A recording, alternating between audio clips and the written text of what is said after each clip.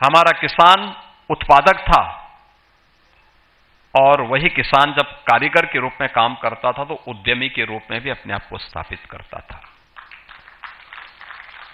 यानी कारीगर उत्पादक से उद्यमी बनने की गाथा है भारत की कृषि की, और वैदिक काल से उत्तर प्रदेश उसकी भूमि रही है।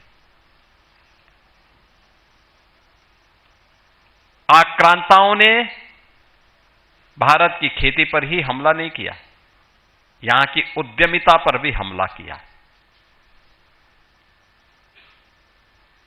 जो किसान पहले उत्पादक था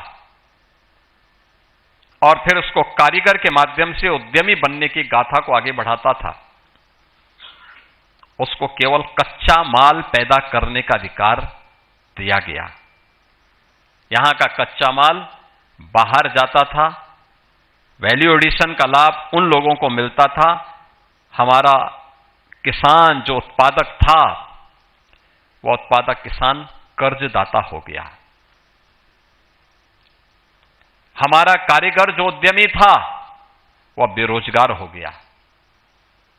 और परिणाम हम सबके सामने किस रूप में? इस देश ने आजादी के बाद की बात छोड़ दो, उससे पहले अगर आप देखते होंगे, आपने और इसमें यहां पर उपस्थित जितने भी कृषि वैज्ञानिक हैं, जितने भी शोधार्थी हैं, उन लोगों ने भारत के राष्ट्रगीत वंदे मातरम की गाथा को सुना होगा। यह भारत के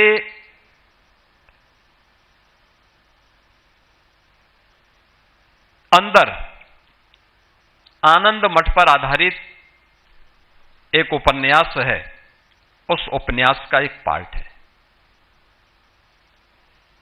यह बंगाल के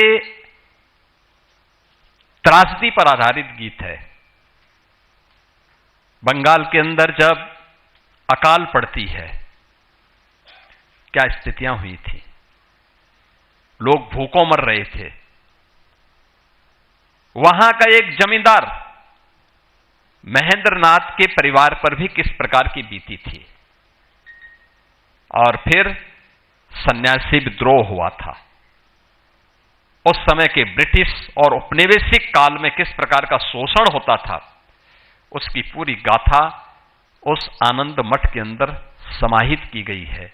यह भारत के उस उत्पादक किसान को जब कर्जदाता बना दिया जाता है, तो कर्जदाता बनने की गाथा अकाल के रूप में और त्रासदी के रूप में हम सबके सामने देखने को मिलती है।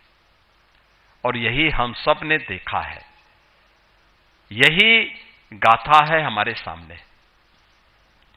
और मुझे लगता है कि इन सब बिंदुओं पर चर्चा करने की आवश्यकता है, देखने की आवश्यकता है। संभावनाएं आपके सामने हैं, उन संभावनाओं को कैसे आप जमीनी धरातल पर उभार करके दुनिया को अपनी ओर आकर्षित कर सकते हैं, यह सामर्थ्य आपके सामने अभी आने वाली समय की चुनौतियां भी हैं।